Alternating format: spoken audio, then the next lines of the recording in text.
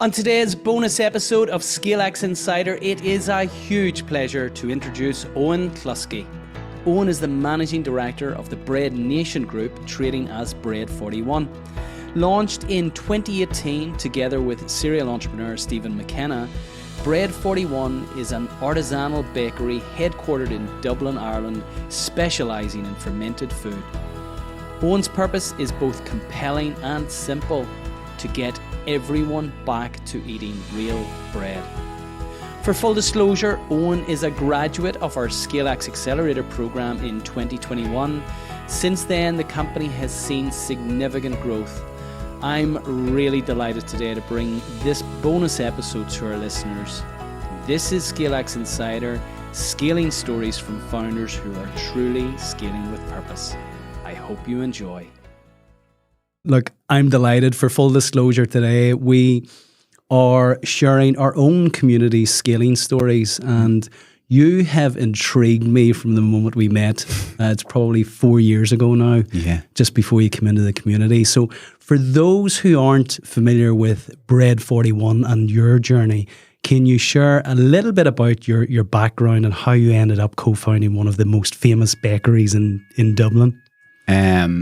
Yeah, with the fire alarm or after the fire alarm, we rock and roll. I love it. It wouldn't be anything else. So I suppose my story, there's like many stories, you know. I left school, did my leaving cert, and became a carpenter after that, because that was the thing to do. That was my exit, my get out of the country. If I do this one task for a set amount of time, I'll get something at the end, a skill that will allow me to leave Ireland. And then on that, being training to be a carpenter and working in that field for like 4 years, I managed to go traveling on the back of it. After spending time out of Ireland, from America, Canada, Australia, Southeast Asia, realised that it probably was something I didn't want to do anymore. I had that moment where I was like, oh my God, I'm not where I want to be, and look back and, decided that I wanted to be involved in food. Very simple. That's how it started. It's probably a little bit weird. It probably goes back to when I look back from that moment of people say, well, how did it really start? I'd go, well, it started because I was in Australia and I was polishing a concrete floor, and this guy called Walter had a cafe, and he said, does anyone know how to cook? And I said, I can fry eggs. And then all of a sudden I got into food. But I suppose if I went back, way back, it would have been my nanny. When we all look at times in our life where we look at that one person who's there at the time, and we probably didn't tell her all those things we wanted to tell her. We thought she'd always be there. And then she was gone. It was like, oh my God. I sort of did like we all do to this day. We go to the wake and then we go to the burial, and you're a young kid and you're like, oh, it's grand. Nana's not here anymore. But then as I got older, it was someone I really missed in my life, and probably where I was really happy was them years growing up. Like my nanny would have lived maybe a mile from my house. So I would have seen her quite often. She died way too young. But all my memories when I look back in my childhood was like around food, around apple pies, around warm things that gave you a hug. And I suppose that leads to, that's probably why I'm a baker, because I was trying to search for happiness, I suppose you could say, being away from Ireland for a long time. And, I have 4 sisters, 1 brother. There was nieces and nephews arriving that I'd never met. And it's weird because I'm not that old, but there was no such thing as really like Skype was a thing. You went to an internet cafe and you paid the dollars for, and you look through this video, and mum and dad wouldn't have had it. And it's all changed now because FaceTime is the thing. So probably a lot of searching, and then to come back to where I came home from Ireland in 2010. I'd been cooking and baking before that. I decided to come home, and I suppose my dad I think my dad was just about retiring, and he was sort of like, I fell back into the same thing I was doing before I left, helping my brother back on the tools as a carpenter. And I remember myself and brother had this big argument one day, and I think it meant fisticuffs, and I was like, I don't want this. I don't want to be fighting with my brother, fighting with my family. I came home to mum and I said, I'm done. I'm going to take this thing that I enjoyed and was way more serious.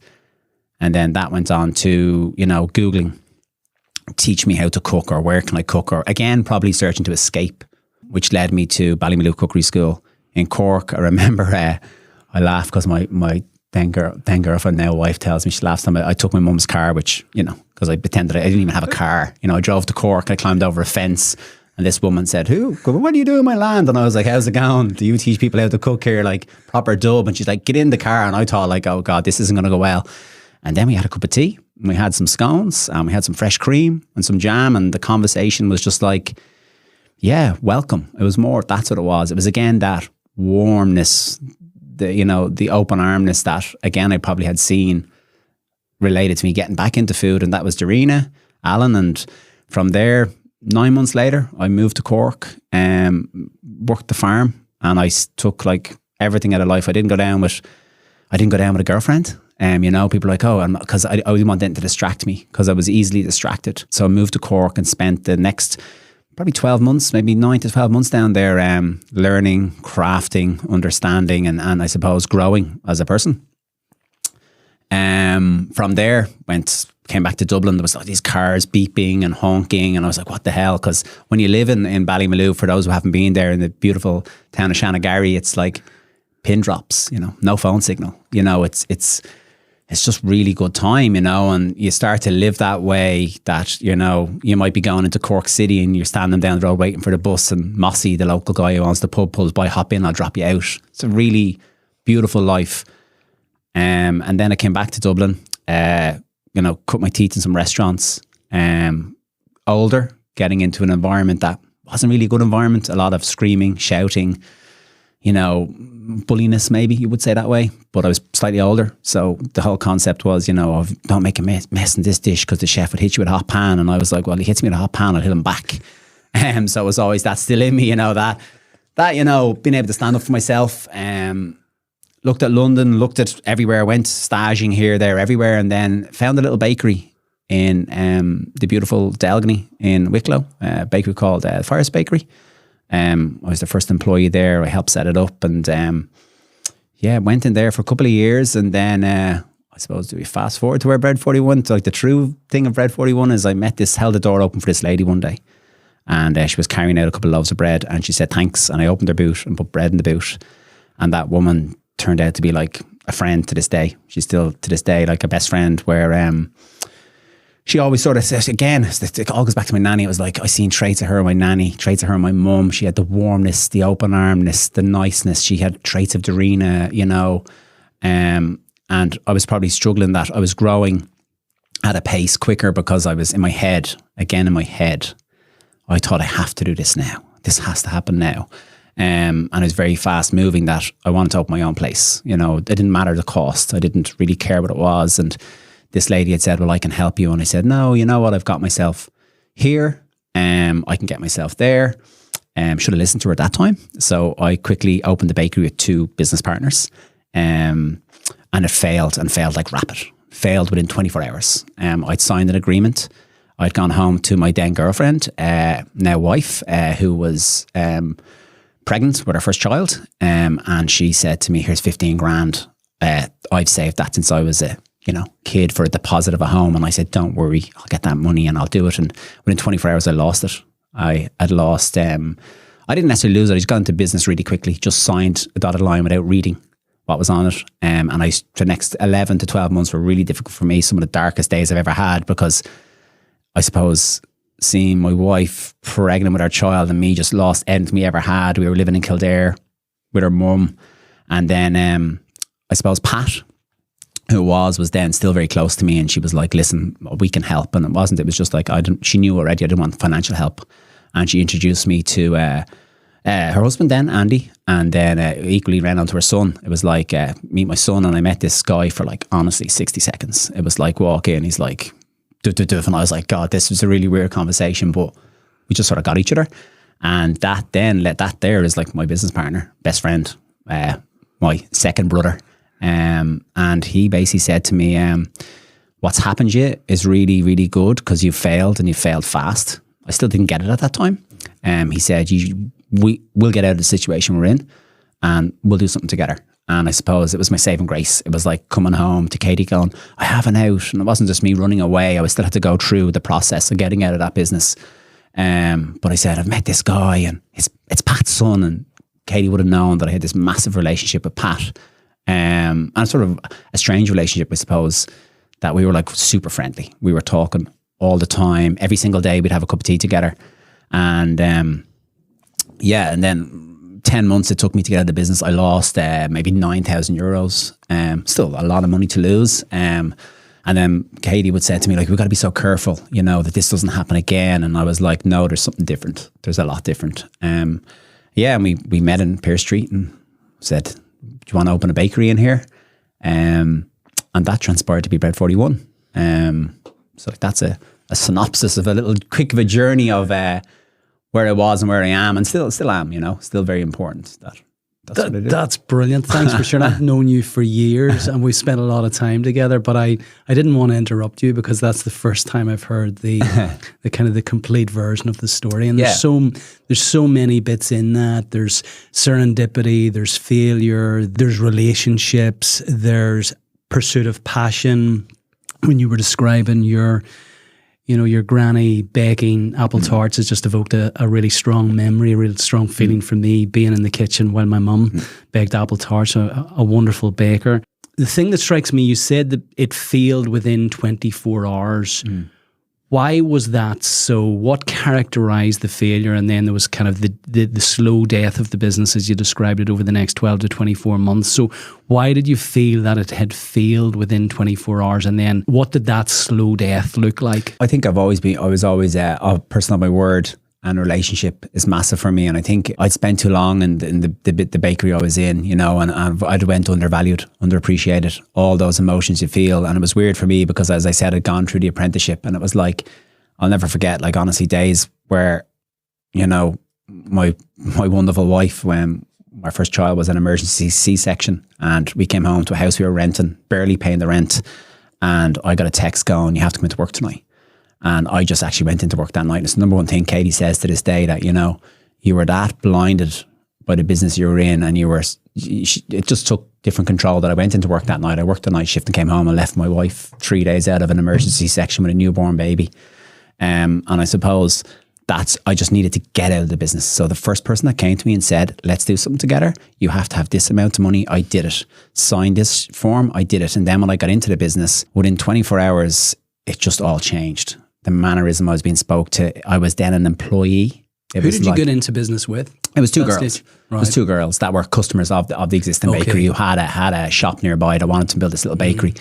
And there's lots of me in there. I was at fault a lot in there, looking back at it. It wasn't all them, but it just overnight, it was just, you were then an employee and this is what you're getting. And people were telling me I was being then controlled straight away. And I was like, oh my God. And I tried my best to bring a positiveness to it, but it just went downhill rapidly. Relationships failed, lack of communication, stuff I know now that's so important. Structure the business. We were all equal partners, but I was just treated as maybe, you just do all the work and we'll sit here and you don't need to know what's going on here or here. And I just felt so pushed outside that it was a massive struggle. It was like, honestly, 11 months of, don't really talk about it that much, of like, I wasn't even eating, I wasn't sleeping. Took a really, I always say this, and it led to be that I was working so many nights that I'd see people I knew walking down the road and I'd cross the road not to talk to them. So I went properly into myself. And again, it was the positives and negatives of that was, I had someone to go home to every day that supported me. Like, I can never ever, like, 41 works, but having that person at home that goes, it's okay, I've got you. So health deteriorating, massively. The business feeling, you incredibly unhappy, this passion pursuit crushed, yeah. And you have this serendipitous encounter with a lady, Stephen's mum. Now, I've witnessed your bromance with Stephen over the last 4 years. We're going to come to that in the context of partnerships, which is one of the principles of our ScaleX framework, which you know very, very well. Yeah. And what was the difference in terms of you had jumped into one relationship very, very quickly, and now again you're saying, within 60 seconds I knew this guy was someone that I was happy to go into business with. What was different? What had you learned over that 12, 24 months in terms of evaluating somebody's character that give you the confidence to go back into business with somebody given everything that was happening? And probably what I learned is, like, lots of what I didn't want. So going through the rigmarole of having a solicitor, sitting in a solicitor's office, ironing out these problems, being seeking legal advice, being told not to be on the premises when this other person's on the premises, like really, really dark days and stuff that I was totally clueless to.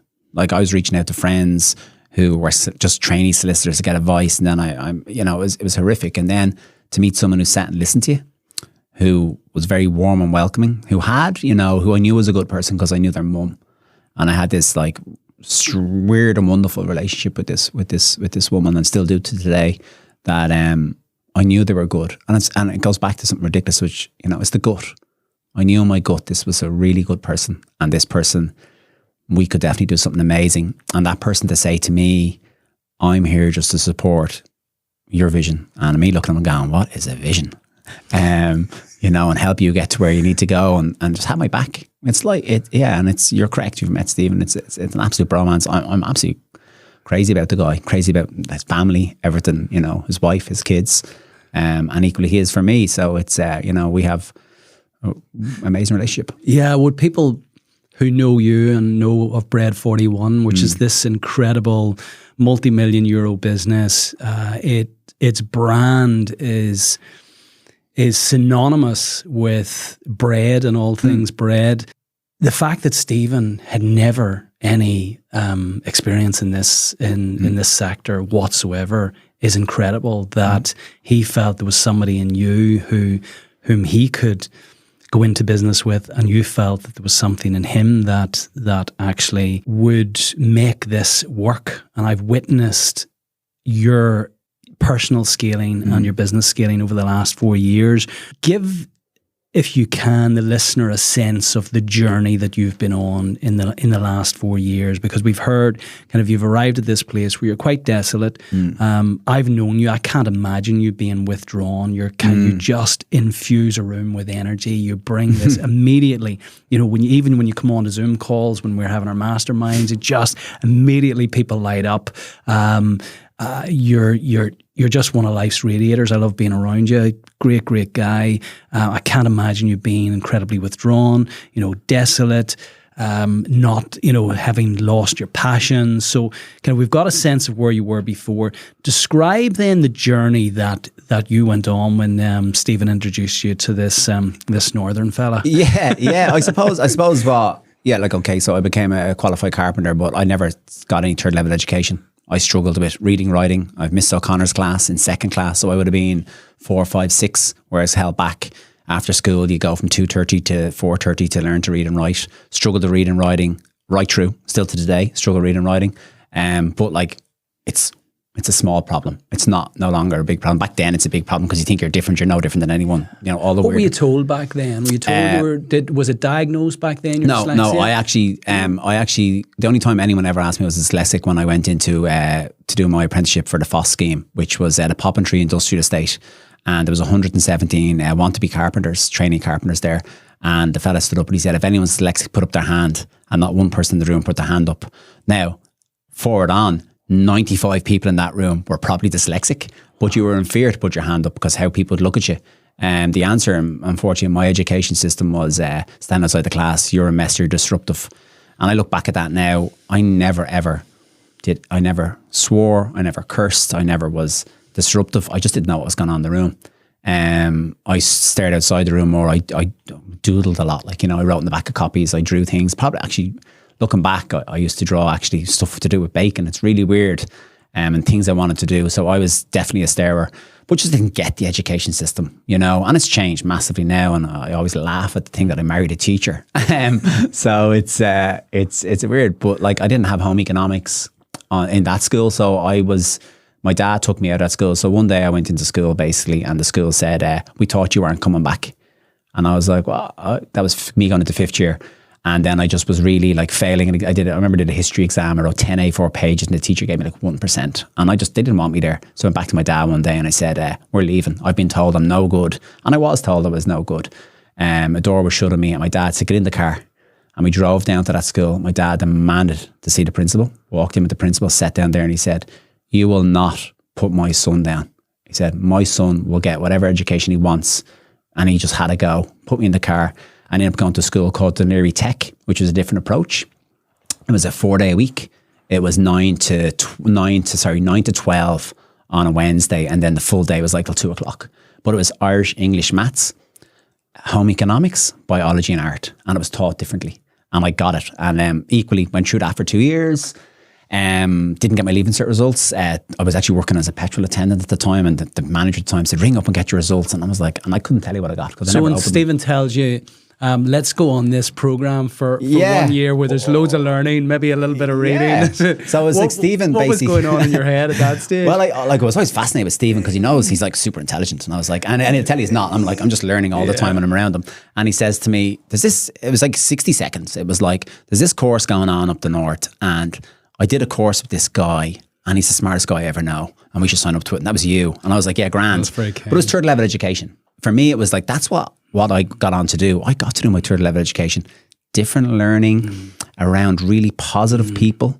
And all the stuff that I was taught, I knew probably deep inside. I knew how to interact in a room, how to talk to people. I did think I was way out of my depth. I was like, God, these people have this business and that business. But then when you got down to the nooks and crannies, well, everyone has the same problems. They're just dressed differently. And that's the bones of it was. And what I really loved about the program was the looking inward, the element of slowing your life down. Because I'd see my dad go through, my dad worked in a company, and my dad was away Monday to Thursday, and I didn't want all that. I didn't want to be like a slave to it. I wanted to have my own business and create my own destiny and be responsible for that.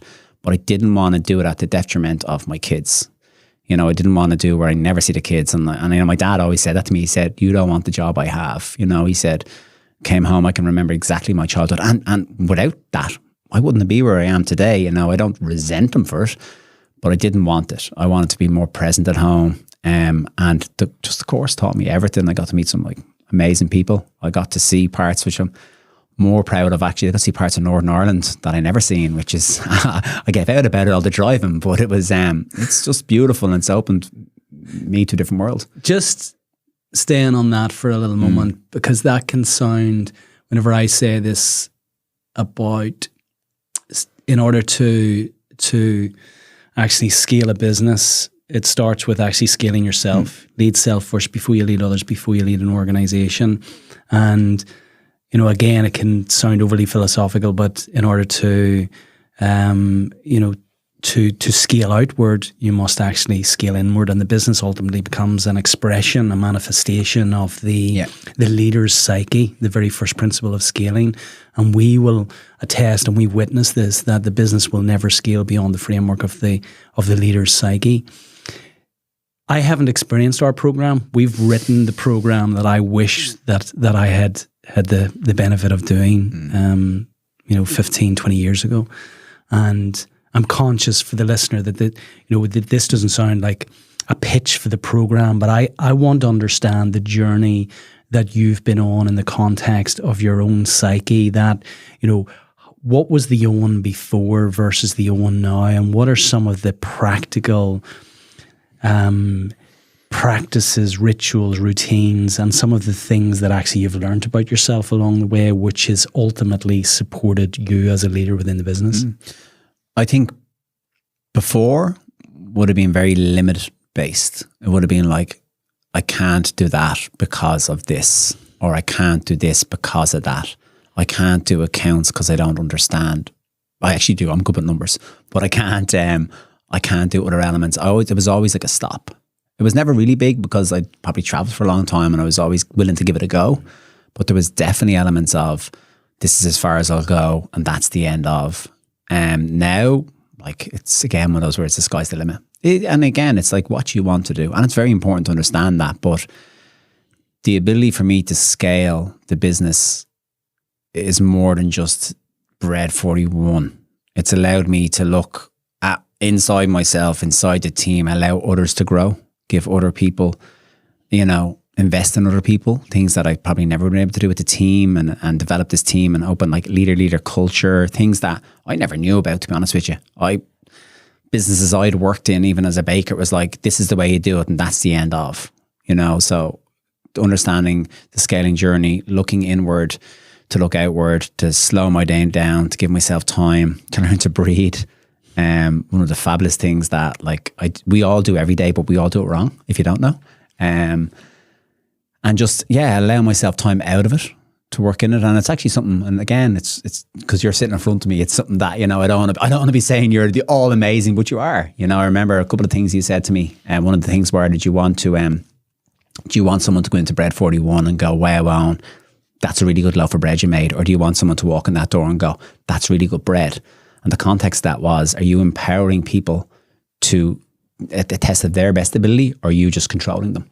And it was like, am I that command and control person? And it wasn't. And the other question was, are you willing to step out of the business to work on the business and give up particularly what your passion would have been? And then realize that I was, but my passion's a lot more. What I want to see in Bread 41 is everyone eating real bread on the island of Ireland, you know, along with handcrafted pastries and along with a thing that we all do every day. I want, like, you know, you have the ability to change someone's day over a cup of coffee. I'm salivating at the mouth here because I've tasted your croissants and your costardos and your incredible bread. And for me, I'm passionate about the fact that when you have a wonderful product or service, you really have an obligation to scale. And I feel it's so sad that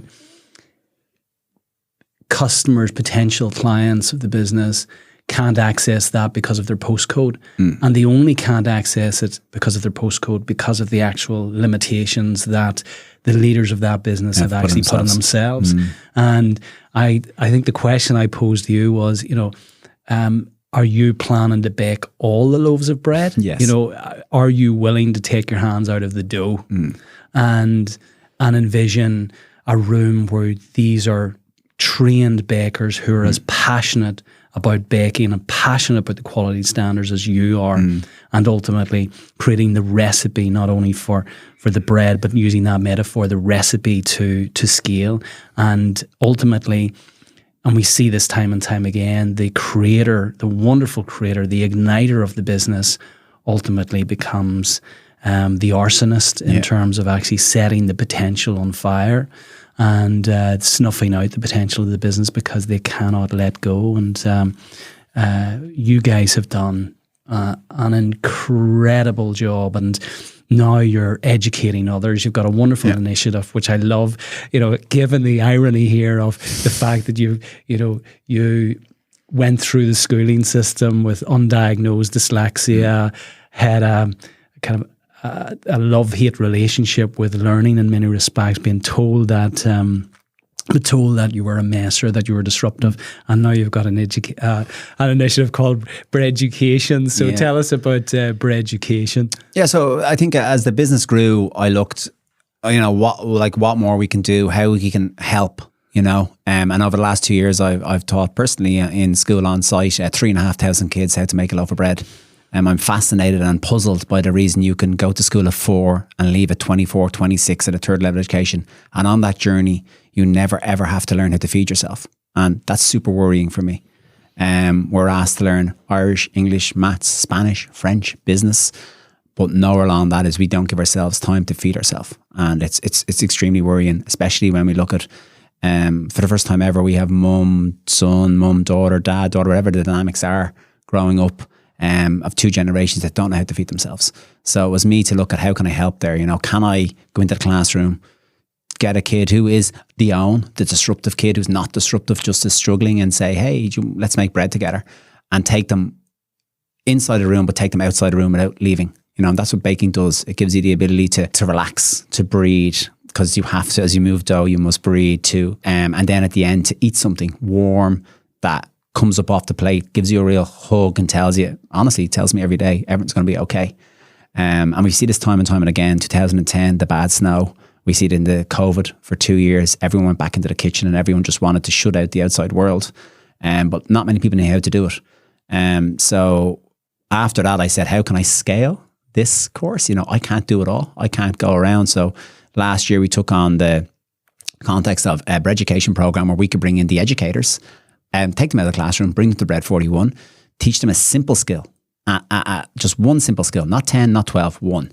How to create a loaf of bread, and then how to simply do like a pastry side of it, and how they could go back to the classroom and we could measure the impact of how many kids we can reach. So we put out a thing on Instagram. I said, we'll get 60 teachers, you know, maybe 60 if we're lucky. You know, we got over 500 teachers looking to come to give their time up. non-paid, to come into Bread 41. We do it for the good of doing it, but they had to come over. They've come and still are coming from all around the island of Ireland. And they're given, stepping back into the classroom, at a great one. I have one next Wednesday, I have one last Wednesday. And it was like, right team, hair up, aprons on, wash your hands. So it was bringing me back to the classroom and equally them to see it from the kids in the room. I think we look at the education system and we don't give them enough time out. And they come from home economics, but they come from primary school, secondary school, maybe some kids that are working in maybe disadvantaged areas. And we make bread together and we discuss problems. We try to put down a group of people, a tribe, that they can bounce ideas off each other. So I'm just a facilitator of getting these people in the room and let them talk together. So the concept with it is, over the next year, we hope to bring in over 120 teachers and then roll out next year at a bigger scale, and all based around giving back. But I think every business, it's not like what we do. It's not about what Bread 41 do. It's like, what can you do within your business? And are you doing the right things? Are you asking the right questions? You've listened to enough of the ScaleX Insider podcast. I deliberately waited to warm you up before I asked this question. There we go. Our vision is to inspire, connect and enable millions of ambitious leaders of SMEs to scale with purpose. So you've touched a lot on the scaling. You've touched a lot on the purpose. What does scaling with purpose mean to you? Well, it's funny because first and foremost, I stole your concept last week, and I'll say it there. So I said in my initiative here for you guys in Bread Education is to inspire, which I hope to do by the end of this class. It was to enable, which I hope to do. I'm going to enable you and I'm going to connect you guys. So the connection happened in that room, and they all sat down and I had a cup of coffee and a cup of tea together. So with the Bread Education program, that's all I want to do. I want to, from a very simple level, I want people to talk again. I want people to communicate again, not necessarily always by email, in person. I want us to ask the questions, ask for help.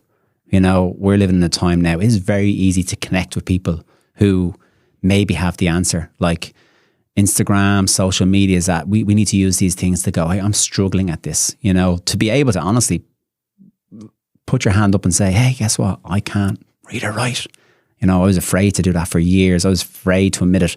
I'd look over people's shoulders, get the answers. It was that way, me going, sort of, no one knowing I wasn't great at doing this. But it's like, if we can just honestly communicate again, what did you do in Bread 41 that I could do differently? We want to help bakeries around the island of Ireland.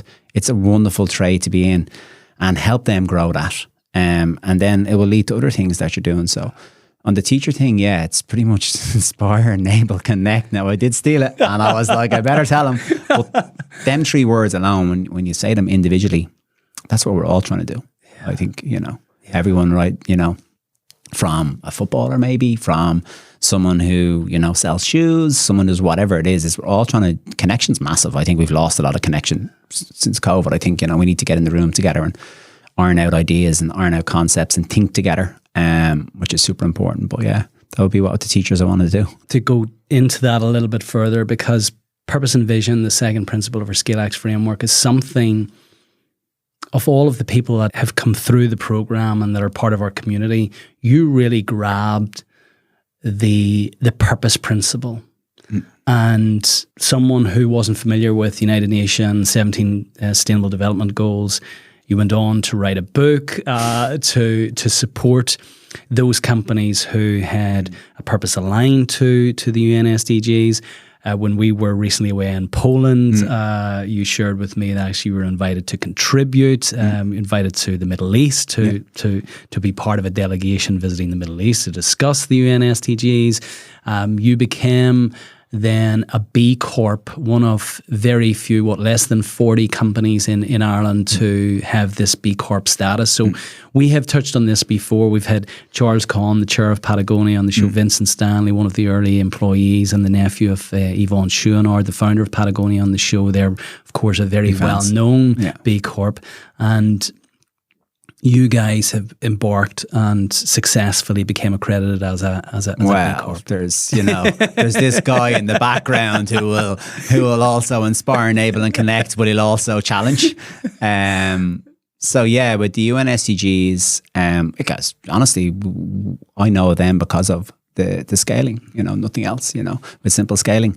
that it came up, and it was something that we looked at, that I was like, oh, we do a lot of this stuff, you know, and we look at what's going on around the world. We take out our phone now, we can see live feeds from terrible parts of the world that's going on, and we have these wonderful skilled workers arriving on our doorstep, and we put them on buses and put them in the middle of nowhere and lock them up and tell them they can't work, and then we tell you that they're the problem, you know. And it's quite worrying, you know, being Irish. You know, we all got on boats many moons ago, and we were shipped off around the world. And how are we, you know, received? Was that the way we treated people? No. So that was massive for me. The book came, The United Nations of Cookies, which is aligned with the UN SDGs, that we decided to, a friend of myself, Jessica, she owns a beautiful restaurant in Galway called Kai. We said, let's get together and let's make cookies, you know, but let's not be the command and control people. Let's just ask people who are, if you, for the want of a better word, maybe call misplaced or live here because of something, for a recipe. And let's put it in a book, and let's make a donation based on what we sell and give it to people who might be caught in direct provision. And we reached out to these, it was like such a time to spend. Unfortunately, it sort of happened through COVID. So I got to meet like a beautiful group from Yemen, these beautiful ladies who come in, and they said, we'll come in and make a cookie together, which led to being like an 8-hour dinner. And it was like 25 courses. I was like, what the hell is going on? But again, I was learning. And we just put this book together, and we make a donation based on it. The UN SDGs was to align, to look at it, and what I'd learned from probably going on the course, it was like I do everything to learn to, you know, pick two and work to them and then grow it out. Aligned with that was, we heard of this thing called B Corp, and we were speaking to this guy on the phone, and we said, we're thinking about lining up to this B Corp initiative. And the person said to us, which was you, he said, well, why would you only line up with it? Why don't you go for the certification? That took 2 years, about 2 years. We had great help from Lauren, one of the girls. Lauren helped us out. She worked on it for about 20 hours a week over the space of time, and we got it together. And I think we're number 29, I'm not too sure, in the island of Ireland that's certified B Corp. And B Corp, in a nutshell, is not only about shareholders, stakeholders, it's about everyone. You know, it's about what are you doing and why are you doing it. And if you're doing it, we need to see evidence that you're doing it. So just share some practical things for the listeners of what you have done, because I know there's been challenges along there. It's one thing to say we're a purposeful company, but it's actually another to ensure you actually are congruent with the purpose that you've set out whenever you're pressure tested. Yeah. So share with the listeners some of the practical things that you've done. Yeah, so simple things. We document everything. So like if we have an breakfast club program with the school close to us that we take care of the kids' breakfast. You know, the kids can come in from 8 to 3 any day, and they can have breakfast at any time of the day. It's a DESH school, so a disadvantaged school. But they still, my heart is in that school. It's like they still give the time for the kids to eat. So we were doing this and sort of off the radar, not saying anything about it, but you have to document what you're doing, how you're doing it, and you have to show evidence. I said I taught 3,500 kids how to make love bread, but did you really? Where and when? We want times, dates, all this. And you're doing a lot of it nowadays, you know, but it's just about having the paperwork to back it up. And it's not about, like B Corp, it is an element, I think, to say, hey, look what we're doing and you guys should be part of this movement. It's not about me being number 29. It's about everyone being 29. Everyone jumping on board and getting behind this really, really hard but really rewarding, you know, certification. You know, every year, every 3 years, we'll be again reviewed what we're doing. And it's great getting it, but it can be very bad to lose it. What about the initiative with the cups? Because this is probably the first time you were challenged to rail against the industry in many respects. Because on one hand, you want to make it convenient for people to enjoy your wonderful coffee and your wonderful. So the like a lot of things, is look for the quick win. You know, look what you can do straight away that's going to get everyone to stop, call, wait. You know, stop, wait. We don't do that. So what was the thing you can take away from someone that they love? It's the warm cup of coffee in their hand walking up the street, and measure what impact that has on the planet. So we stopped, pre-COVID, we stopped 1 day a week. We said, we're not doing coffee cups, take out coffee cups anymore. You have to bring your own cup. And that was 1 day. It was a Monday. It led to Tuesday, Wednesday, Thursday. And then COVID happened. And then we reverted what we were doing. And during COVID, we operated through a hatch. And we still seen thousands of people over a week. And I was looking at bins. I was like, oh my God, I've got this like 1,800 euro bin bill a week. What are we doing? And the packaging was a massive thing in the fray of 41 again. So I decided when COVID was gone, we're 2 years without cups. We do not have a takeout cup whatsoever. You need to bring a cup or you can rent a cup. So we challenged the person coming in, the customer coming in the door to go, bring a cup or don't have a coffee. Or guess what? You can sit down and have a cup of coffee. Take time in your life out of this made up busy schedule you have. I don't have time. We all have the same amount of time. But if you don't have time for yourself, going back to again, working on yourself, have a cup of coffee or don't get a coffee. And were there any difficult conversations at the outset in terms of, yeah, look, it's fine to get involved in these purposeful activities, but if we actually make it challenging for our customers to buy a cup of coffee, to enjoy a cup of coffee, actually we have a business to run here. So, the conventional thinking is that actually this is going to cost us money. This is going to impact the bottom line. So what were those conversations like internally on, and then ultimately, how did you arrive at the decision going, no, this is we're doing this? Well, what's the result at the other end? Well, the conversation was very easy because we have a super strong culture. So everyone in the business agrees to what we're doing. We all are on the same page. So I was like, we're doing this, brilliant. What else can we do? That was the conversation. What else can we do? And that actually led on to being charging for brown bags, charging for recyclable bags to get them to bring in their bag. Yeah. So like, it was very easy. For the customer, it was different. But equally, something weird happened where coffee sales dropped and then coffee sales went up to where they were and then went up again and went up again and still are really good. It was really good for the business. But what happened there was something that I really never knew is, in essence, the tribe had our back. The customers that we'd been with a long time, they came with us and they agreed with us. Still we get some people in, they go, no cup. And I'm like, oh, guess what? Like, it's this dance you do. You're like, well, you got to have one here or else you got to run and get your cup. And again, you're putting the onus on the person coming through the door, look what this cup does. Follow the cup. Do we understand where the cups are made? Do we understand what way they're treated? Do we understand how much they are for a business? So there's a cost in it, cost in the business. And do we understand where they go? Because if anyone doesn't know, they all go to landfill. They don't get recycled. Even if they're compostable or recyclable, they don't, because any bin you have on the street in Dublin that you put outside, it's all picked up and it all goes to incineration. And we have to stand up and be accountable for what we're doing to the planet.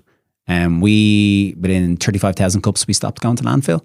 But it's not about Bread 41. We're trying to say, look what we've done and you guys can do. And we've seen this in Killarney. In Killarney, the whole town are cupless. It's amazing. So in Killarney, you cannot, no matter where you go, cafe or whatever, you can't get a takeout cup. So what I'm hearing is there was a short-term kind of impact to your results. Yeah. And then once you navigated through that, the revenues have continued to grow and grow and grow. You're about to open another bakery in the wonderful Greystones, which wouldn't have been possible if, number one, you hadn't changed your psyche. Yeah. To actually discern that with my thoughts, with my language, I'm actually putting limiting beliefs on myself. You created and crafted a purpose. You tangibly demonstrated your alignment to that purpose by embarking on a 2-year arduous journey to become accredited B Corp.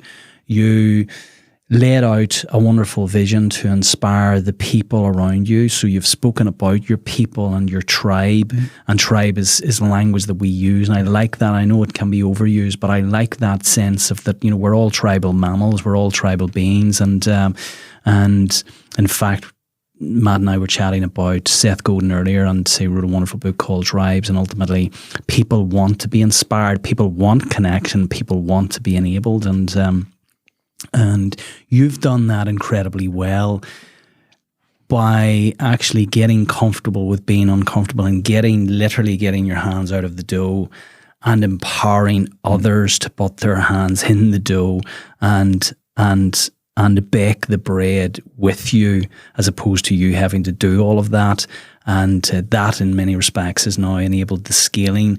We've touched on process a little bit. Can you share, because this was a point of friction certainly during the program. We were saying, I don't want to compromise quality here. Yeah. And there was a little bit of resistance to begin to embrace the power of process. Yeah.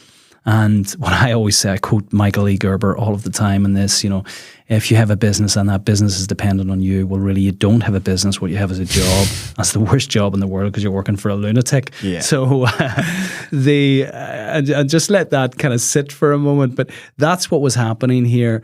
What was the journey to actually arrive at a point where we can sit here on a Tuesday afternoon, you know, having a podcast conversation, and you're not frantically worried about what's happening back in the business? Yeah, I love that one. Actually, that line is absolutely amazing. I think the element of process it will set you free. It will take you out of, with the team, enabling systems that we've put in place will give them time back and allow them time to work on other things. Allow, you know, without the process piece or having the business working through all this, we wouldn't be able to do education. We wouldn't be able to do the breakfast club in the morning. And these are all the things that we do now and we're all actually excited about. So being able to work off the same hymn sheet for the want is like, it takes a while to do because we're working with naturally fermented products. So temperature is massive for us. With the new site in Greystones, we've heavily invested in technology to allow more the process to be easier. And it's not like a head chopping exercise. It's more to give time back. Like when you come to work at Bread 41, I sort of make a pact with you. I'm like, we're creative. You know, I want to see the creativity in you. I want to enable you to bring out, show more of your personality through something that we all are here to do. And that's make food and eat food. You know, so how do I do that? By at the end having to hit a target every day of units of loaves, units of pastries, and it all boils back to process. And it's weird because people think process, it's like, I think when people see process, see this line and it's like everyone just moving up and down like robots. It's not. It's not. It's like, it's by allowing the process in place, it frees you up from the mundane job. And I seen this. I went out to Australia after we were very fortunate to go to Japan, and a great guy out there, Jordan Miller. He's a fantastic baker. He's Sonoma, and he said to me, you know, taking dough out of a mixer is a waste of a baker's talent and time. He's like, the mixer just pours it out. He goes, bakers need to spend their time on understanding how to caramelize a loaf, how to turn that loaf in the oven, and that's why we become bakers. That's why we get into food because we really, actually, people say don't have an ego. You probably have a small bit of an ego because when someone goes, that's really good, it makes you warm and fuzzy inside no matter who you are. And equally, you enjoy feeding people. You enjoy getting people to stop and slow down. And that's something that resonated when Jordan said to me. I was like, you know what? Like, yeah, I'm in the oven and I'm turning the loaf and I'm smelling and it's working on my senses. My mouth is salivating. I'm warm from the steam coming out of the oven. It's all the stuff why we're in food. So the process piece is so important for businesses. And, you know, the essence of lean. Yeah. And it's something we coach within the program, is about the elimination of the eradication of waste. And we talk about the greatest waste within every business is actually that waste of unlocked human potential. And you guys have done an incredible job of that. We talked about community earlier on. We talked about the environment, the importance of the environment. And even when you were describing your time in the Ballymaloo Cookery School with Doreen Allen, and for those who aren't aware, I mean, it's one of the most famous cookery schools in Ireland, highly revered for their education programs and for the quality of people that they produce. When you describe that environment, I can almost hear the birds singing, you know, as you're walking around these walled gardens where you can't hear the traffic, you're completely immersed in nature. Everything's growing, including you. And then you go back into this chaotic environment, which is Dublin, and you have in many respects created your own environment and put yourself into environments where you've been uncomfortable, but actually you've grown. Share with our listeners the importance of environment, importance of putting yourself in the right room in the context of your own personal scaling. I think the right room is the right people. I think, you know, I'm a big believer of surround yourselves. You know, you become the average of the 4 to 6 people you spend your most time with. So that's really, really important. And I say this in always the nicest way possible because I sometimes get called out at home. As I said, I have 4 sisters, 1 brother. I talk about the business to one sister. I love all of them exactly the same. And it's very important because I did get called out over dinner a couple of weeks ago. But it's important because maybe that person just maybe uses the right language or says the right things to me. And I think the importance in the business sense is that the communication is very open in Bread 41. We all want to be involved in the community. Without the community, Bread 41 doesn't exist. And when I'm in the centre of town, on Pearse Street, and for many, many years, that was like, oh, that area.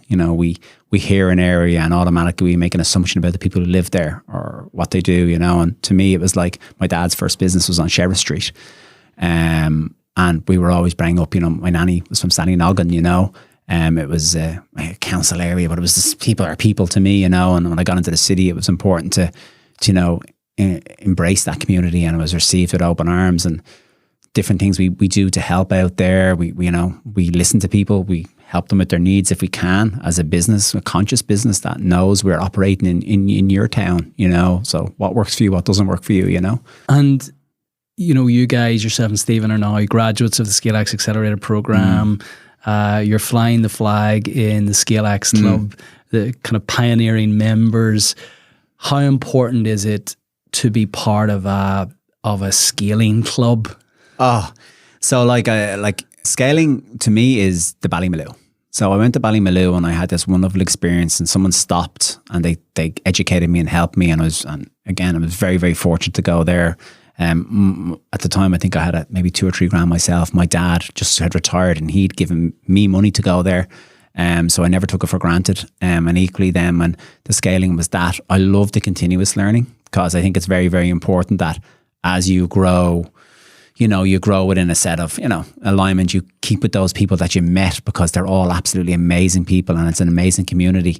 And having that sounding board, I think it's like some people come into business and they have maybe a board they talk to once a quarter, or something like that. But with the scaling club, it's like, let's speak to the lads and the ladies and what's going on, and bounce around them ideas, and be in a really good room that you can sound things out. You can say something, I suppose, different than maybe in school. You can say something that's not going to be laughed at, that someone might be able to help you fix.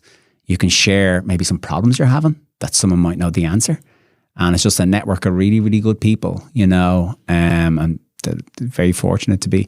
I was one of the first to come through, so it's like I'm very proud of that. I think you have like 30 or 40 now. I'm like, I was part of the first group though. But it's just like really, really good people and really nice people from all different walks of life, from all different backgrounds, all different cultures, and we're in together, I suppose. And how we do that differently is we share the knowledge we learn with different people we meet. So sometimes I might get asked to ask about this event, or people who just can't go for whatever reason to do the course. They're like, hey, I'm just wondering about this. Can you help? And of course you can help, because that's what we're here for. We're here to help each other. So really I love the tribe. They're championing, cheerleading, supporting one another. Yeah. And, again, it's something that I didn't have going through the journey of scaling our previous business.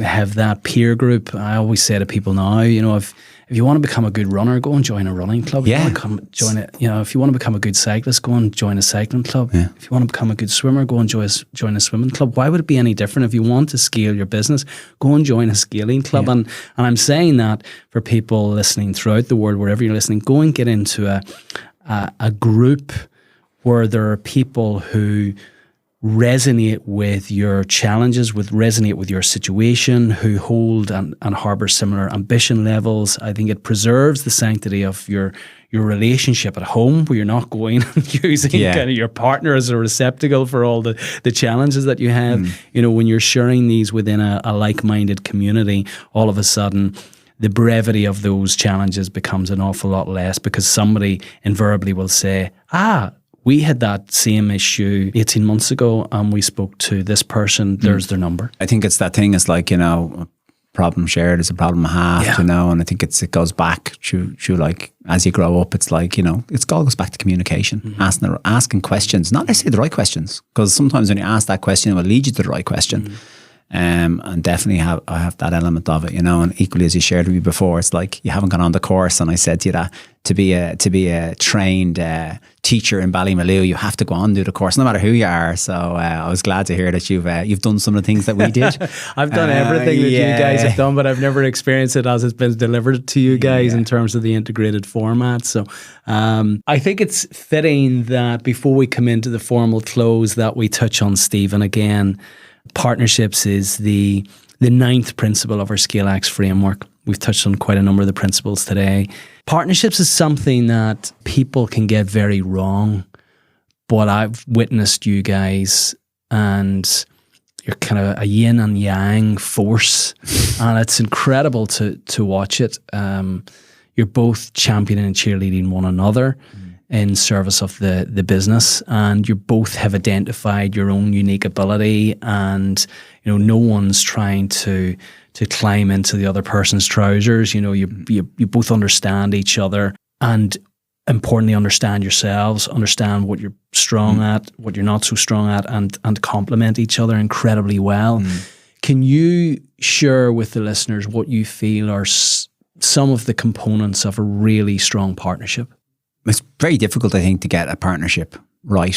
I think it's very difficult to create a partnership like myself and Stephen have, because it was like, I suppose timing was everything. You know, the way we met was super strange, and I don't think there's many Stephens knocking around, if I'm very honest. But a couple of things is like we talk, we spend time to listen to each other.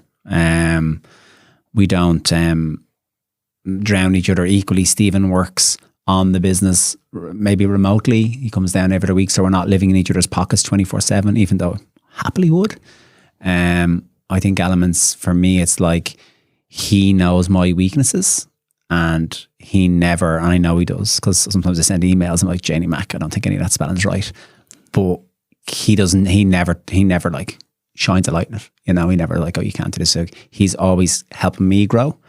And then equally, we have like the simplest agreements, like the simplest agreement that you're ever going to hear in business is like the day we compromise on the quality of what we're baking, we shake hands and we walk away from it. And the other one is equally, if anything ever happens to me or anything ever happens to him, we look after each other's. And that's like, to me, is the nutshell that, you know, if anything happened to me tomorrow, I know Katie and the kids, and I genuinely know that Stephen's got them. And equally, Stephen knows that genuinely I've got Debbie and the girls, you know, and that's so important because it's bigger than anything else. Like you have the other worries about who's going to, I don't like care as long as the family's all right, I'm all right, you know, and I can take ease with that. I think in terms of partnership is like ask the right questions, you know, from the get-go, really lean on each other's ability. Stephen's got, like, I'm just mesmerised by the bloke half the time. Like he's like, you know, I always say, people say describe Stephen, I said he can have 3 screens and work on them. Like I can hardly work on one. And equally, it's just that open, honest conversation that we've always had with each other.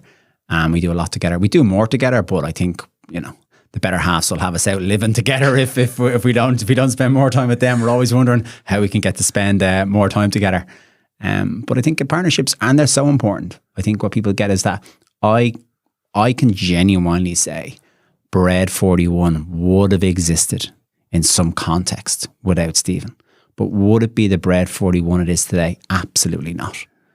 It wouldn't be understanding how we can do more, understand like what charity stuff we can do. It wouldn't ask the questions about like, would I have met you? No, I wouldn't have. Would I have got the journey to learn and to grow? No, it would have existed, but definitely nothing like it is today, and nothing like it will in the future.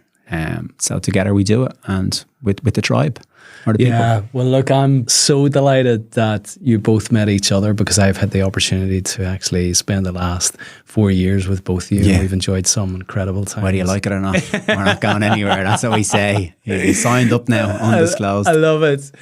And I can testify to the fact that you will not compromise on quality. I know you guys have had some incredible offers which would accelerate your vision to bring bread into every home across, across Ireland and beyond. And you have declined them because those offers come with a caveat of actually having to compromise in some sorts with the quality of the bread. And the values. And you've been tested, and those deals would on the face of it been incredibly lucrative in terms of the commercial aspects. Yeah. But you've held true, and I admire you for holding true, and you're just finding another way to bring quality bread to every home in Ireland and beyond. So I tip my hat to you. I have a closing tradition. You know this. as a father, as a husband, as an incredible scaler, revered across Ireland for what you guys are doing with the brand. And I encourage people to go and look up Bread 41. What you've done on the marketing side is just incredible. 107,000 followers on Instagram. I just checked before we came in. Can you share some of the kind of the magic sauce of marketing? Yeah, like I absolutely know nothing about marketing, if I'm really honest. But what I know is that it's the context of what we do. Like, there's one beauty about food, and it was Myrtle Allen, I think, who said it to me. She says that, like, no matter what goes on in the world, everyone needs to eat.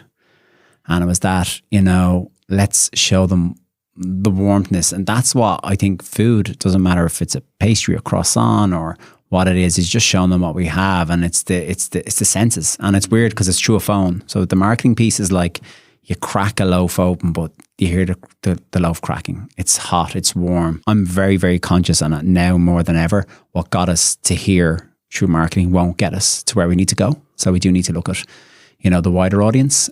We haven't, up until like 6 or 9 months ago, we never spent 1 cent on marketing.